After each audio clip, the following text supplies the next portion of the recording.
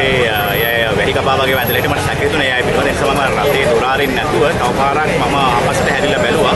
ඒ හැරිලා බලනවත් එක්කලම තමයි ඒගොල්ලෝ නිතරම පොල්ලක් අරගෙන පැනලා මට පහර දුන්නේ. මම ඊට පස්සේ පහර දෙන්න පිටට වැටෙනවා. පිටට වැටලා මම නම් උපනින් නැගිටලා දුවනවා දුවද්දි මට පස්සේ එළවනවා. නමුත් මම නගර සභාව වැටෙන් පැනලා නගර සභාවට ගිහිල්ලා තමයි මම බේරෙන්නේ. ඊට පස්සේ අද ප්‍රෙඩීට හෙට කාටද අද ප්‍රෙඩීට හෙට කාටද අද ප්‍රෙඩීට හෙට කාටද යහපාලනේ ආණ්ඩුව යහපාලනේ ආණ්ඩුව මාතේට බාර දුන්නා මාතේට බාර දුන්නා පෙරේදා මහනගර සභාවේදී ප්‍රතිගමගේ මාධ්‍යවේදියාට මෙතෙක් විසින් කරන ලද පහර දීම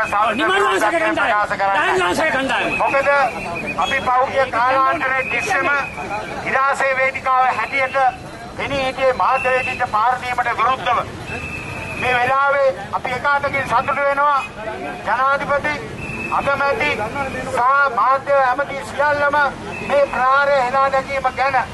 නමුත් අපි අනිත් පැත්තෙන් අගමැතිව සහ ජනාධිපතිට කියනවා මේක මහා අභියෝගයක්.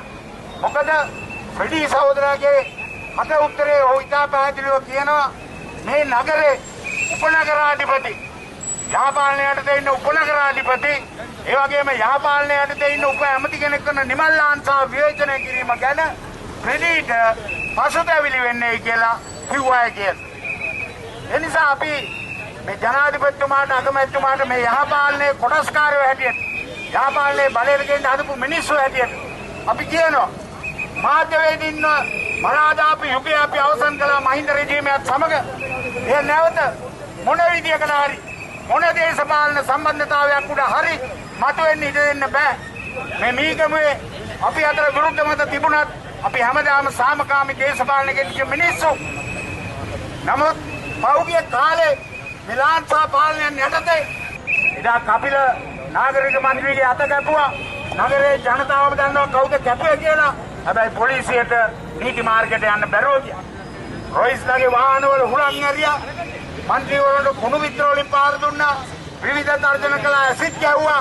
ඒවා පිටිපස්සේ ඉන්නේ කවුද කියන එක ගැන කාටවත් රහසක් නැති වුණාට නීතියට හොයාගන්න බෑ. ඒ නිසා අපි ඉතා පැහැදිලිව යහපාලනේ ජනාධිපති සාගමැතිට කියනවා තමුන්ගේ ආංක භාවය ඔප්පු කරන්න හොඳම අවස්ථාව දේශපාලන හිතවත්කම් පැත්තක තියලා මේකෙදි මේ පාර්ලිම පිටිපස්සේ ඉන්න ෆ්‍රෙඩීගේ සාක්ෂි අනුව ගොඩනැගෙන මහබල කරුවන් වග උත්තර කරුවන් හැටියට නම් කරලා මේ නගරයට පෙන්වන්න ඕන මාධ්‍යවේදීන්ගේ නිදහස ඇත්තටම ආරක්ෂා කරන බව. Lion Lancer! Lion Lancer! Dada Ballan! Dialogue වාර්තා අනුව එදා මේ පාර්ලිම සිදුවෙන අවස්ථාවේ මීගමු මහනගර සභාවේ නියෝජ්‍ය නගරාධිපති ඩයන් ලන්සා මේ සැකකරුවන් එක්කලා දුරකථන සංවාද පවත්වපු බවට ඩයලොග් ආයතනය පොලිසියට වාර්තා ලබා දීලා තියෙනවා.